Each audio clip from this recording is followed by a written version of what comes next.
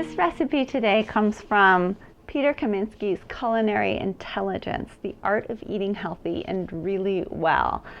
His white bean and farro soup recipe is the one I'm going to use today, but I'm going to use Borlotti beans instead of white beans. But you can use any bean that you like.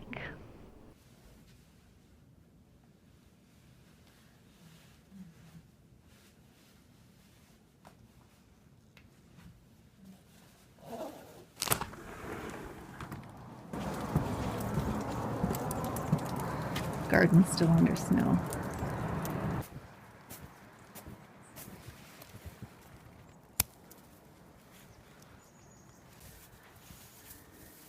Thyme.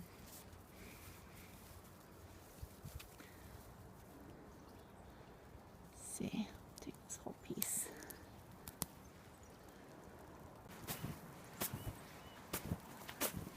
Don't know how the sage is gonna fare. Okay. Looks pretty good.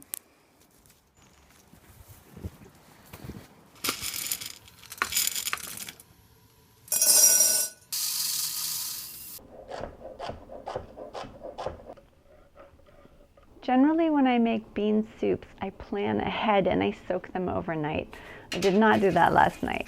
So I went ahead and just covered them with boiling water. If you can do that and let them sit for an hour, it reduces your cooking time quite a bit. I did the same thing with the farro.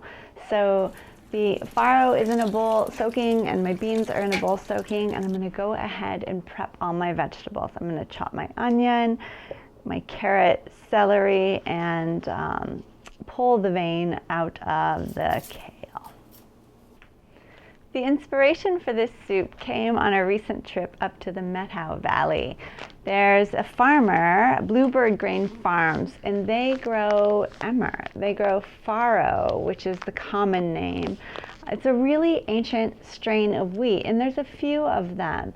The interesting thing about the ancient wheats is they have a completely different metabolic response in the body.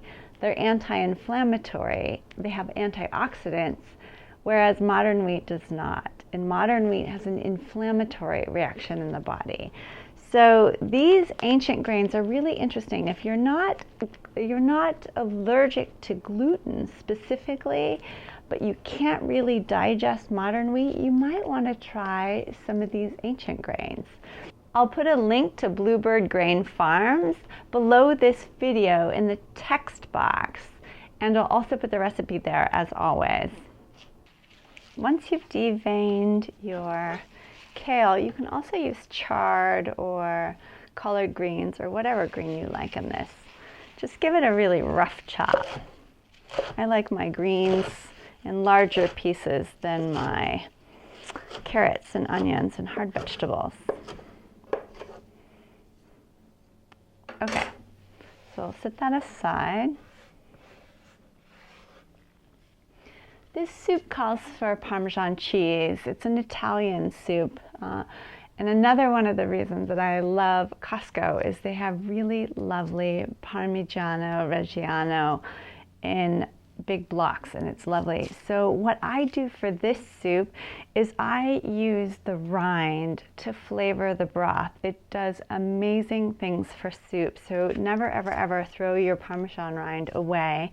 Keep it in a bag in the freezer and use it in your stock, especially if it's an Italian-based soup like a minestrone. So good.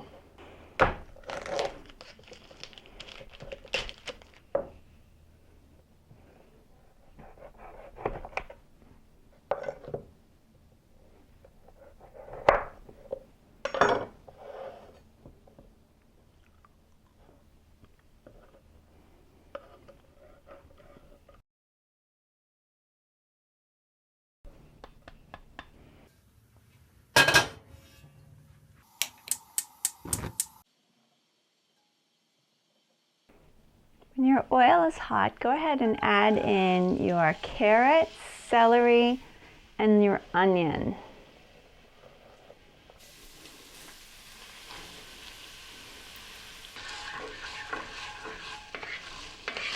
After 5 minutes, go ahead and add in your herbs. I just put mine in whole and I'll fish them out after a while. Add in your beans and your water. Turn the heat to high and cook this for 30 to 45 minutes, just until the beans are tender.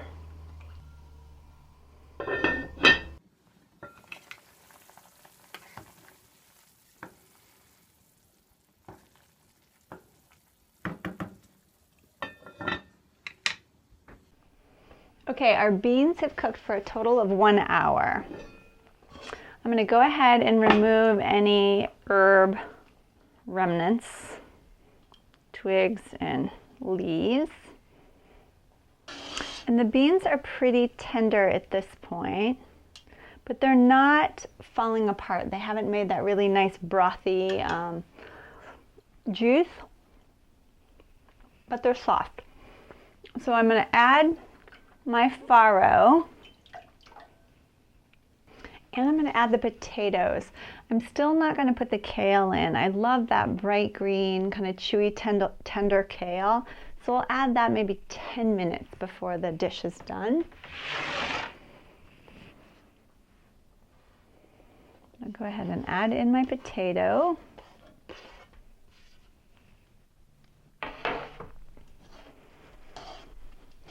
And I'll cook this for 40 minutes longer. What I'm looking for is I want the farro to be chewy but still tender and those beans to be really creamy. Our farro has been cooking for 40 minutes. There's a little bit of resistance, but it's still nice and chewy. I'm going to go ahead and fish out all of those Parmesan rinds. They are a little crazy in here, and when people don't know what they are, they get a little afraid. So they kind of look like, I don't know, pigskin. So I'm going to fish those out and put my kale in and give it maybe 5 minutes, just long enough for it to turn bright green and soften a bit.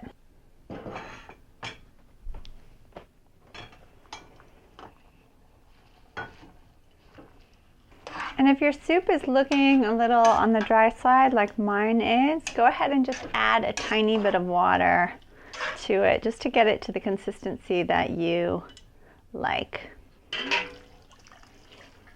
I like just enough so my ingredients are all submerged.